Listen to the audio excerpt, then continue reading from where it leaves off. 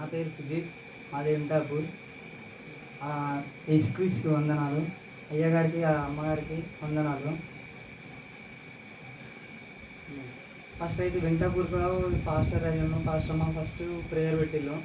పెడితే వీళ్ళంతా ఉత్తిన ప్రేయర్ ఎత్తాలి కావచ్చు, వీళ్ళంతా అంతా క్రీస్తు కావచ్చు అనుకుని నేను అసలు ఎవరు నమ్మలేదు. తర్వాత మా పేరెంట్స్ అంటే మా ఇంటి దగ్గర పెట్టిళ్ళు. 2-3 వారాలు పెట్టినా కూడా నేను చర్చి పోలేదు. ఎందుకు పోవాలి, నాకేం అవసరం, వీళ్ళంతా క్రీస్తు కావచ్చు అని సైలెంట్గా ఉన్నా. నేను ఉత్తినే తిరుక్కుంటా రోడ్డు మీద ఉన్నా.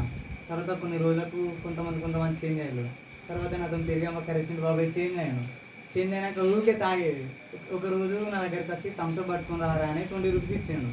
థమ్స్అప్ తాగుతాను ఏంటి బాబాయ్, మరి మొన్న అవుతలో ఎప్పుడు తాగాలని ఒప్పుతలేదు ఏంటంటే నేను చర్చికి పోతున్నారా అని చెప్పాను. అంటే మా బాబాయ్ ఇట్లా చేంజ్ అయింది కాదు, నిజమా అబద్ధమా అని తెలుసుకొని ఇట్లా చర్చికి వచ్చిన. చర్చి కానీ ఈ పాస్టర్ అమ్మను పాస్టర్ చెప్పే వాక్యాలు ఇట్లా మంచిగా అనిపించినాయి. అంటే వాళ్ళు చెప్పే ప్రేయర్ ఇట్లా మంచిగా ఉంది. అట్లా నేను కూడా చేంజ్ కావాలనుకున్నాను. నేను కూడా నిర్ధారణ తీసుకొని త్వరలో అయ్యగారు అమ్మగారితో వాళ్ళు ఇంకా పోవాలని చూస్తున్నాను. ఇంతటితో నా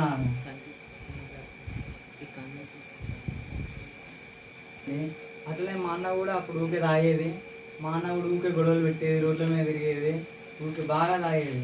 ఇప్పుడు మా అన్న కూడా చేంజ్ అయ్యాడు, నీటి దార్థం తీసుకున్నాడు. మా అమ్మ కూడా నీటి దార్థం తీసుకున్నది. ఇప్పుడు మా ఇంట్లో ఏ గొడవలు లేవు. మా అన్న తాగుడు బంద్ చేసిండు. అందరం మస్తు హ్యాపీగా ఉన్నాం. ఇంతటితో నా సాక్ష్యం ముగిస్తున్నాను. ఆ దేవునికి వందనాలు.